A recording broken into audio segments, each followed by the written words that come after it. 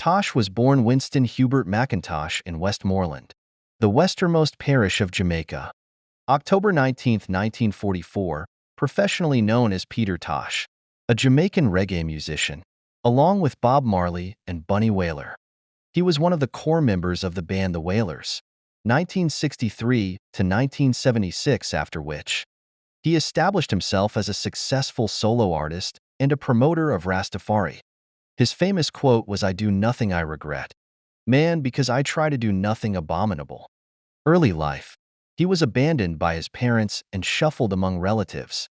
When McIntosh was 15, his aunt died, and he moved to Trenchtown in Kingston, Jamaica. He was educated in Bluefields up to age 17, then moved to Kingston to live with his aunt. He began an apprenticeship as a welder. He first learned guitar after watching a man in the country play a song. That captivated him. He watched the man play the same song for half a day, memorizing everything his fingers were doing. He then picked up the guitar and played the song back to the man. The man then asked McIntosh who had taught him to play. McIntosh told him that he had. During the early 1960s, as an aspiring musician, Tosh went to vocal teacher Joe Higgs, who gave free music lessons to young people. Through his contact with Higgs, Tosh met Robert Nesta Marley, Bob Marley, and Neville O'Reilly Livingston, Bunny Wailer. He then changed his name to Peter Tosh, and the trio started singing together. In 1962, Higgs taught the trio to harmonize, and while developing their music, they would often play on the street corners of Trenchtown in Kingston, Jamaica. Early music and with the Wailers. In 1964, Tosh helped organize the band The Wailing Wailers, with Junior Braithwaite, a falsetto singer, and backup singers Beverly Kelso and Cherry Smith. Initially, Tosh was the only one in the group who could play musical instruments. According to Bunny Wailer, Tosh was critical to the band because he was a self-taught guitarist and keyboardist, and thus became an inspiration for the other band members to learn to play. The Wailing Wailers had a major ska hit with their first single, Simmer Down, and recorded several more successful singles. Before Braithwaite, Kelso and Smith left the band in late 1965. Marley spent much of 1966 in Delaware, in the United States, with his mother, Cedella Booker, and for a brief time was working at a nearby Chrysler factory. He returned to Jamaica in early 1967 with a renewed interest in music and a new spirituality. Tosh and Bunny were already Rastafarians when Marley returned from the U.S. The three became very involved with the Rastafari faith. Soon afterwards, they renamed the musical group The Wailers. Tosh would explain later that they chose the name Wailers because to wail means to mourn, or to, as he put it, express one's feelings vocally. He also claims that he was the beginning of the group, and that it was he who first taught Bob Marley the guitar. According to Bunny Wailer, the early Wailers learned to play instruments from Tosh. During the mid-1960s, Tosh, along with Bob Marley and Bunny Wailer, were introduced to Danny Sims and Johnny Nash, who signed the three artists to an exclusive recording contract on Sims and Nash's Jad Records label, as well as an exclusive publishing agreement through Sims' music publishing company, Cayman Music, rejecting the uptempo dance of ska. The band slowed their music to a rock-steady pace and infused their lyrics with political and social messages inspired by their newfound faith.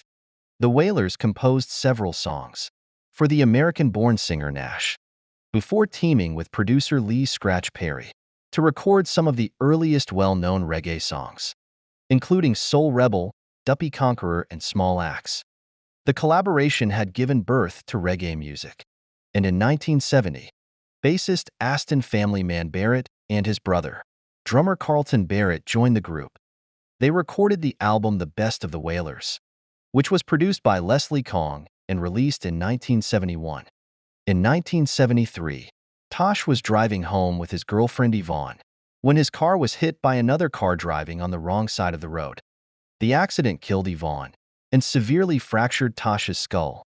After Island Records president Chris Blackwell refused to issue his solo album in 1974, Tosh and Bunny Wailer left the Wailers, citing the unfair treatment they received from Blackwell.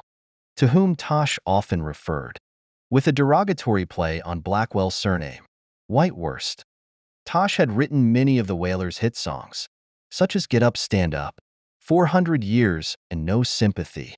Tosh began recording and released his solo debut, Legalize It, in 1976 with CBS Records Company and Treasure Isle. The title track soon became popular among endorsers of cannabis, legalization, reggae music lovers, and Rastafari all over the world, and was a favorite at Tosh's concerts. That was his last album from the Wailers Island Records. In 2013, a book co-written by French scholar Dr. Jeremy Crubo-Dagnini and American Lee Jaffe, his former associate, says, Tosh was part of a smuggling operation that raised money to fund this album. Solo career. Tosh started to make his own albums, with Rolling Stones Records and CBS Records. Equal Rights followed in 1977, featuring his recording of a song, co-written with Marley, Get Up, Stand Up, and a cover of Stepping Razor, that would also appear on the soundtrack to the film Rockers.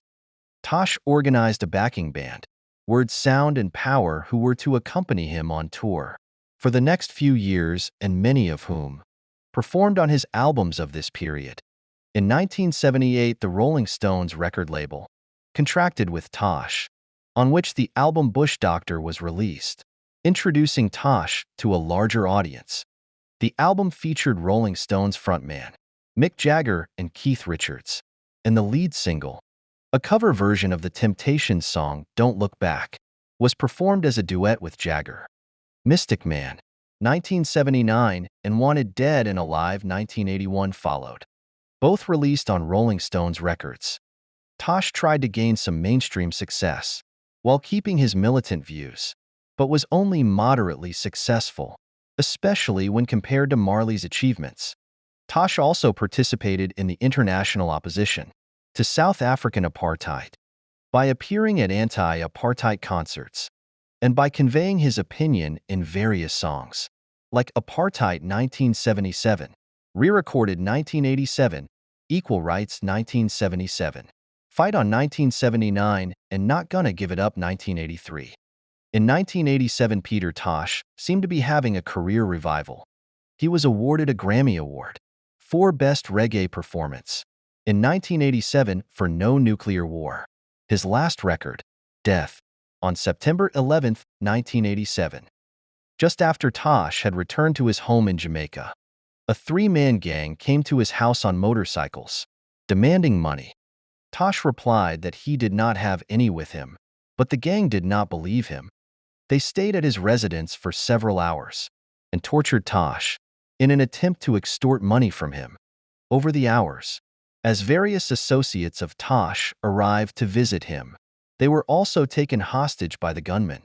The gunmen became more and more frustrated. Gunmen began opening fire in a reckless manner. Tosh was shot twice in the head and killed. Peter Tosh Museum in the small community of Belmont.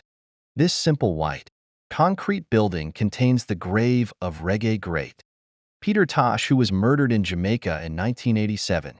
Tosh's burial place is quiet and uncrowded. Personal life. Tosh was legally married to Andrea Marlene Brown.